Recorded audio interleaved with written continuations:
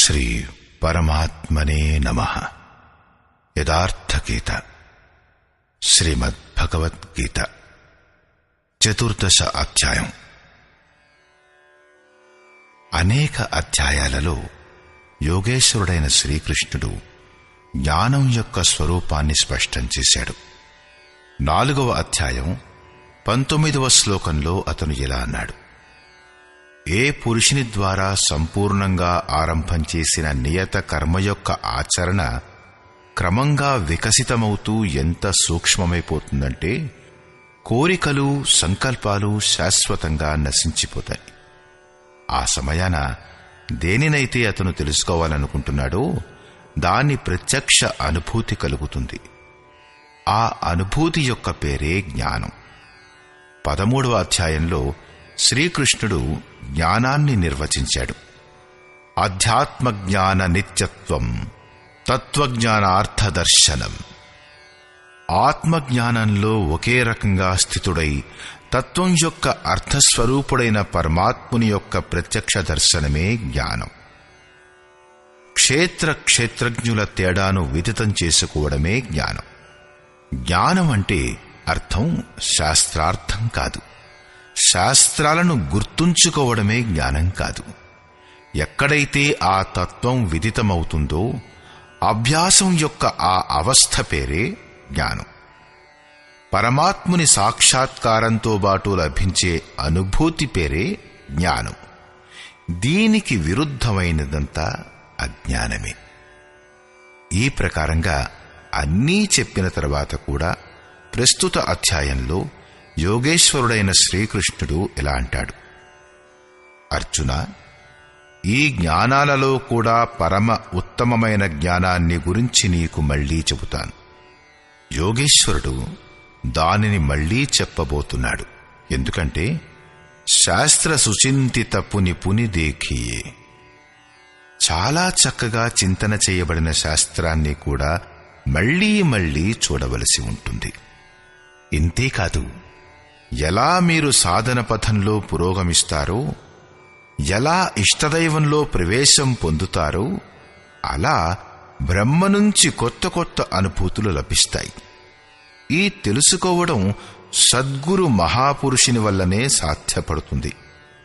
కాబట్టి శ్రీకృష్ణుడంటాడు, నేను మళ్లీ చెబుతాను అని. సురతి అంటే స్మృతి. ఎలాంటి పటలం అంటే క్యాన్వాస్ అంటే దానిమీద సంస్కారాలు అంకితమవుతూనే ఉంటాయి. సాధకుడి యొక్క ఇష్టదైవంలో ప్రవేశం ఇప్పించే జ్ఞానం గనక మసగబారిపోతే ఆ స్మృతి పటలంపై ప్రకృతి అంకితమవడం మొదలవుతుంది. అదే వినాశనానికి కారణం. కాబట్టి చివరి వరకు సాధకుడు ఇష్టదైవానికి సంబంధించిన జ్ఞానాన్ని మళ్లీ మళ్లీ జాగృతం చేసుకుంటూ ఉండాలి. ఈనాడు స్మృతి జీవవంతంగా ఉంది, కానీ ముందు దశలలో ప్రవేశం దొరకడంతో ఈ దశ ఉండదు. కాబట్టి పూజ్య గురువుగారు ఇలా అనేవారు: బ్రహ్మ విద్యను ప్రతిరోజూ చింతన చెయ్యి. ఒక మాల ప్రతిరోజూ త్రిప్పు. అది చింతన వల్లనే తిప్పబడాలి. బయటి అంటే భౌతికమైన జపమాల కాదు. ఇది సాధకుడికి సంబంధించినది. కాని ఎవరైతే వాస్తవమైన సద్గురువో అతను ఎల్లప్పుడూ ఆ సాధకుని వెంటనే ఉంటాడు. లోపల అతని ఆత్మతో జాగృతుడై బయట తన క్రియాకలాపాల ద్వారా అతనికి కొత్త పరిస్థితులను అవగతం చేస్తూ ఉంటాడు. యోగేశ్వరుడైన శ్రీకృష్ణుడు కూడా మహాపురుషుడే. అర్జునుడు శిష్యుని స్థానంలో ఉన్నాడు. అతను శ్రీకృష్ణుణ్ణి తనను సంభాళించమని ప్రార్థించాడు. కాబట్టి యోగేశ్వరుడైన శ్రీకృష్ణుని కథనం ఏమిటంటే, జ్ఞానాలలో కూడా ఉత్తమమైన జ్ఞానాన్ని నేను మళ్లీ నీకు చెబుతాను అని. శ్రీ భగవాను వాచ.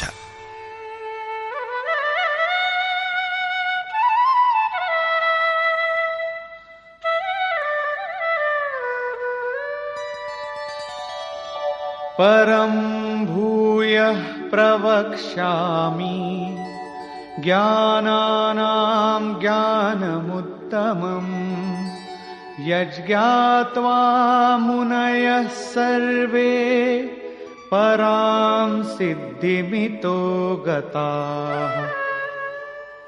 అర్జున, జ్ఞానాలలో కూడా అతి ఉత్తమమైన జ్ఞానం పరమజ్ఞానాన్ని నేను మళ్లీ నీకు చెబుతాను.